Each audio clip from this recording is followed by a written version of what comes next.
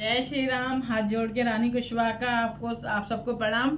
मैं आ गई हूँ आपके सामने अर्थ सहित चौपाइयाँ लेके। और आपको कैसी लग रहा है, अच्छा लग रहा है कि नहीं, समझ में आ रहा है कि नहीं? मैं बोल तो बहुत धीरे धीरे रही हूँ, है ना, जिससे कि आपके समझ में आए। और चलें, ज़्यादा वीडियो ना बढ़ाएं और हम अपने भगवान जी से, इष्ट देवता से अनुमति ले लें, प्रणाम कर लें हाथ जोड़ के। बिना प्रणाम करे तो हम चालू नहीं कर सकते और बिना आज्ञा लिए भी हम स्टार्ट नहीं कर सकते। ठीक है, अब हम आज्ञा लेते हैं। जय हो मेरे देवी देवता और सभी मेरे इष्ट देवता और सभी देवी देवताओं को मेरा कोटि कोटि प्रणाम। गुरुजी महाराज को कोटि कोटि प्रणाम। श्री रामचंद्र जी आप आइए, सुनिए और सुनाइए सबको। ऐसे हम पर कृपा कीजिए कि हम ये श्री रामचरितमानस अपने मन में, अपने हृदय में धारण कर सकें, है ना, इसको उतार सके, उसको अच्छा हम सीख सकें। ऐसी हम पर कृपा कीजिए। जय श्री रामचंद्र जी की जय। हमें अनुमति दीजिए पढ़ने के लिए। जय श्री रामचंद्र जी की जय हो। थोड़ा सा कीर्तन हो जाए, कीर्तन तो जरूरी है, कीर्तन के बिना स्टार्ट नहीं करते। और हाँ, दीपक, जब हम कोई भी ग्रंथ पढ़ें, किताब पढ़ें, वो मतलब भगवान जी की कुछ भी पढ़ें, तो हमें दीपक जला के जरूर रखना चाहिए। बिना दीपक जले हुए हमें ये किताब, ग्रंथ वगैरह नहीं पढ़नी चाहिए। या थोड़ा सा कीर्तन हो जाए। अच्छा, आप मेरा सब्सक्राइब कर रहे हो ना? सब्सक्राइब भी कीजिए, बढ़ाइए भी, इसे शेयर भी कीजिए, जिससे कि इसका फल, श्री रामचरितमानस का फल सब लोग प्राप्त कर सके। जय श्री राम। ठीक है, हम आ गए थे 130 पर, दोहे पर। मैं आप रिपीट कर देती हूँ। आन दिखाई नार दहे भूपत राजकुमार, कहो नाथ गुण दोष सब एक हृदय विचार। फिर राजा ने राजकुमारी को लाकर नारद जी को दिखलाया और पूछा कि हे नाथ, आप अपने हृदय में विचार कर इसके सब गुण दोष कहिए। देख चौपाई, देख रूप मन बिरत बिसारी, बड़ी बार लग रहे निहारी। लक्षण तास बिलो के भुलाने, हृदय हर्ष नहीं प्रगट बखाने। उसके रूप को देखकर मुनि वैराग्य भूल गए और बड़ी देर तक उसकी ओर देखते ही रह गए। उसके लक्षण देखकर मुनि अपने आप को भी भूल गए और हृदय में हर्षित हुए, पर प्रकट रूप में उन लक्षणों को नहीं कहा। जो एह बरई अमर सोई होई, समर भूमि तय जीत न कोई। सेवई सकल चराचर ताही, बरई सील निधि कन्या जाही। लक्षणों की सोच कर वे मन में कहने लगे कि जो इसे ब्याहेगा वह अमर हो जाएगा और रणभूमि में कोई उसे जीत न सकेगा। यह सील निधि की कन्या जिसको बरेगी, सब चर अचर जीव उसकी सेवा करेंगे। लक्षण सब विचार उरे राखे, कछुक बनाई भूप सनिभासे। सुता सुलक्षण कहे नृप पाही, नारद चले सोच मन माही। ओ मन माही, 1 मिनट पेज नहीं पलट पाया। सब लक्षणों को विचार कर मुनि ने अपने हृदय में रख लिया और राजा से कुछ अपनी ओर से बनाकर कह दिया। राजा से लड़की के सुलक्षण कहकर नारद जी चल दिए, पर उनके मन में यह चिंता थी कि करो जाई सोई जतन बिचारी, जे प्रकार मोय बरे कुमारी। जब तब कछ न होई ते काला, हे विधि मिलई कवन विधि बाला। मैं जाकर सोच विचार कर अब वही उपाय करूं जिससे यह कन्या मुझे ही बरे। इस समय जब तब से तो कुछ ही हो नहीं सकता। हे विधाता, मुझे यह कन्या किस तरह मिलेगी? दोहा, ए अवसर चाहिए परम शोभा रूप विशाल। जो बिलो की जय कुंवर तब में मेले जयमाल। इस समय तो बड़ी भारी शोभा और विशाल सुंदर रूप चाहिए, जिसे देखकर राजकुमारी मुझ पर रीझ जाए और तब जयमाल मेरे गले में डाल दे। चौपाई, हरे सन मांगी सुंदरताई, होई जात गहरू अति भाई। मोरे हित हरि सम नहीं को, ए अवसर सहाय सोई को हो। एक काम करूं कि भगवान से सुंदरता मांगू, पर भाई उनके पास जाने में तो बहुत देर हो जाएगी, किंतु श्री हरि के समान मेरा हितु भी कोई नहीं है, इसलिए इस समय वे ही मेरे सहायक हों। बहुविध विनय कीन ते काला, प्रकट प्रभु कौतिकी कृपाला। प्रभु बिलो के मुनि नयन जुड़ाने, होए काज ही हर्षाने। उस समय नारद जी ने भगवान की बहुत प्रकार से विनती की। तब लीला में कृपालु प्रभु वहीं प्रकट हो गए। स्वामी को देखकर नारद जी के नेत्र शीतल हो गए और वे मन में बड़े ही हर्षित हुए कि अब तो काम बन ही जाएगा। अत्यारत कह कथा सुनाई, करो कृपा कर हो सहाय। आपन रूप देव प्रभु मोही, आन बात नहीं पावा ओही। नारद जी ने बहुत आर्त दीन होकर सब कथा कह सुनाई और प्रार्थना की कि कृपा कीजिए और कृपा करके मेरे सहायक बनिए। हे प्रभु, आप अपना रूप मुझको दीजिए और किसी प्रकार मैं उस राजकन्या को नहीं पा सकता। मतलब आप अपना मुझे रूप दे दो, नहीं तो मैं और किसी कारण में नहीं पा सकता। जय विद्यनाथ होई हित मोरा, करो सबेग दास में तोरा। निज माया बल देख विशाला, हिय हसे बोले दीन दयाला। हे नाथ, जिस तरह मेरा हित हो आप वही शीघ्र कीजिए। मैं आपका दास हूँ। अपनी माया का विशाल बल देख दीन दयालु भगवान मन ही मन हंसकर बोले। जय विद्य होई परम हित, नारद सुनो तुम्हार। सोई हम करब न आन कछु, बचन अमृता हमार। हे नारद जी, सुनो, जिस प्रकार आपका परम हित होगा वह हम वही करेंगे, दूसरा कुछ नहीं। हमारा वचन असत्य नहीं होता। कुपथ माग रज व्याकुल रोगी, वेद न दे सुनहु मुनि जोगी। ए विधि हित तुम्हार में ठयो, कहे अस अंतर हित प्रभु भयो।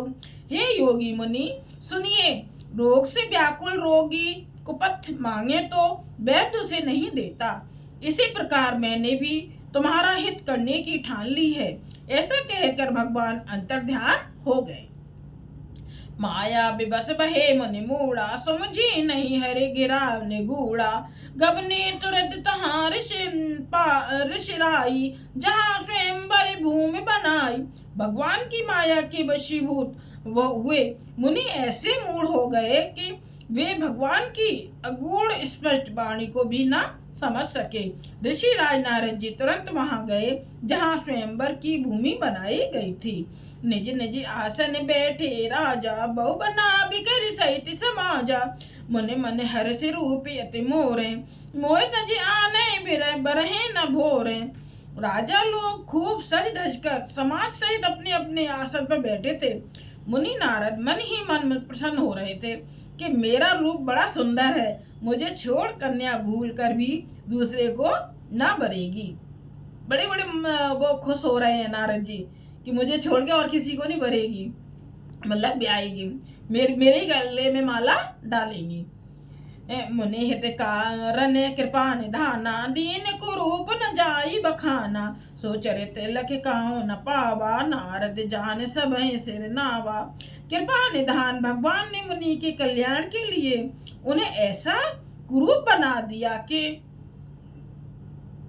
किसके लिए? कृपा निधान भगवान ने मुनि के कल्याण के लिए, मुनि के नारद जी के मतलब कल्याण के लिए किया था।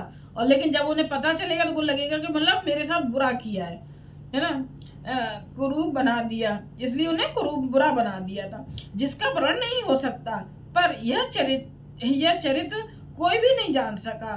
सबने उन्हें नारद ही जानकर प्रणाम किया। रहे तहाँ दुई रुद्रगण, ते जाने सब भेऊ। विप्र वेश देखत फिरे, परम कौतुकी तेऊ। वहां तो शिव जी के गण भी थे, वे सब भेद जानते थे और ब्राह्मण का वेश बनाकर सारी लीला देखते फिरते थे।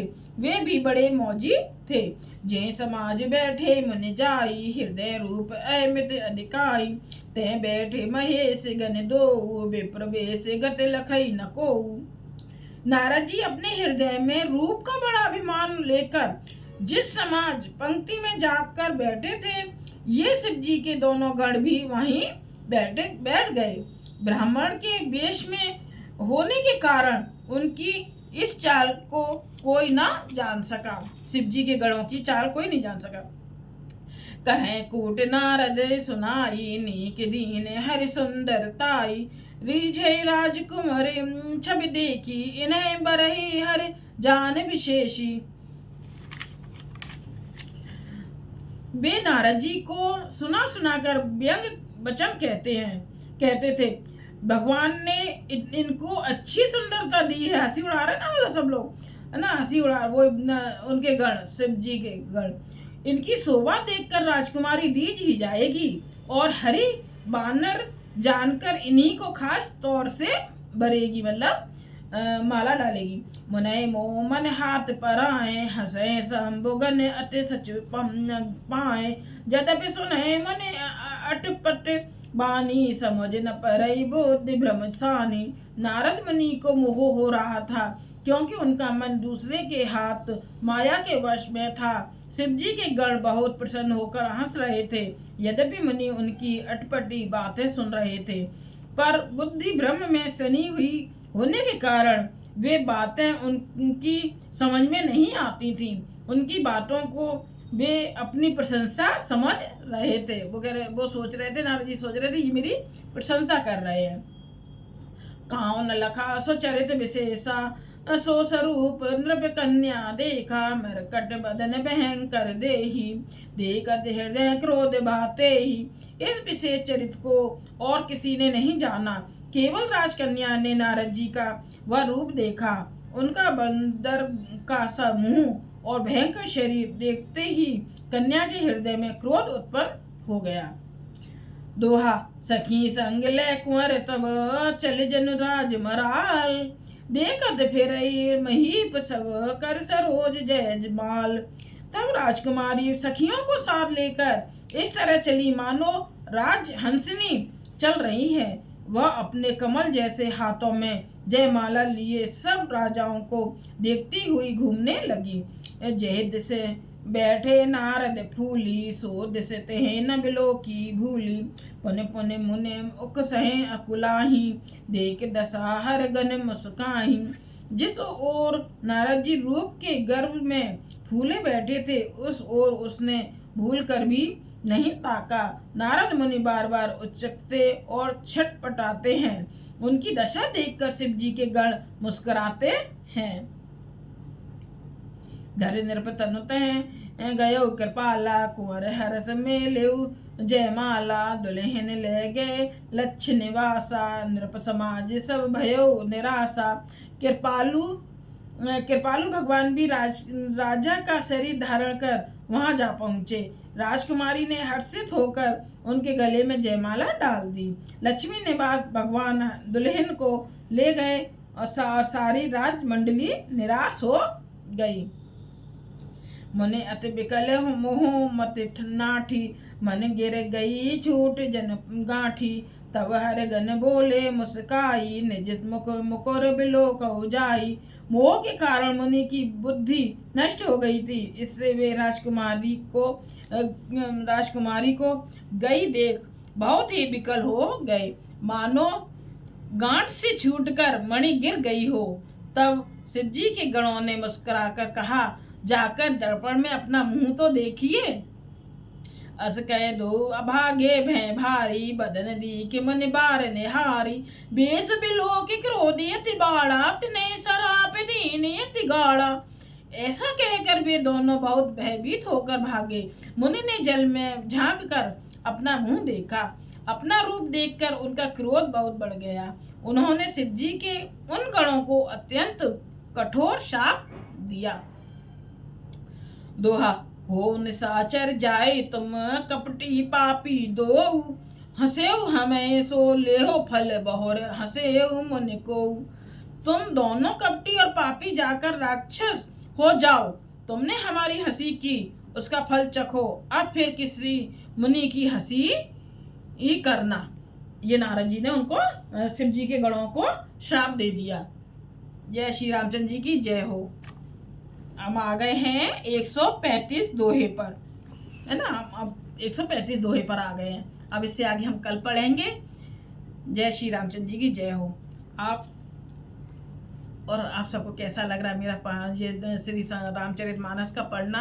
आप प्लीज़ मुझे बताइए, कमेंट्स करके बताइए, और ज़्यादा से ज़्यादा शेयर कीजिए और सब्सक्राइब कीजिए। जय श्री रामचंद्र जी की जय हो। मेरे रामचंद्र जी, ऐसी विनती मैं हाथ जोड़ के आपसे कर रही हूँ कि आप सब पर कृपा कीजिए, सब पर कृपा कीजिए, और इस श्री रामचरितमानस को सब लोग सुने। थोड़ा सा कीर्तन हो जाए। हरे राम सॉरी, स्टार्टिंग में मैं भूल गई ना करना, सीधे डायरेक्ट चालू कर दी थी, माफ करना मेरे राम जी। हरे राम राम राम हरे हरे, हरे कृष्ण कृष्ण कृष्ण हरे हरे, राम राम हरे हरे, हरे कृष्ण हरे हरे राम राम हरे हरे, हरे कृष्ण कृष्ण हरे राम राम हरे हरे कृष्ण कृष्ण कृष्ण हरे राम राम हरे हरे, हरे कृष्ण कृष्ण हरे राम राम हरे हरे, हरे कृष्ण कृष्ण हरे। श्री रामचंद्र जी की जय हो, श्री रामचंद्र जी की जय। सबको हाथ जोड़ के मेरा प्रणाम। जय श्री राम।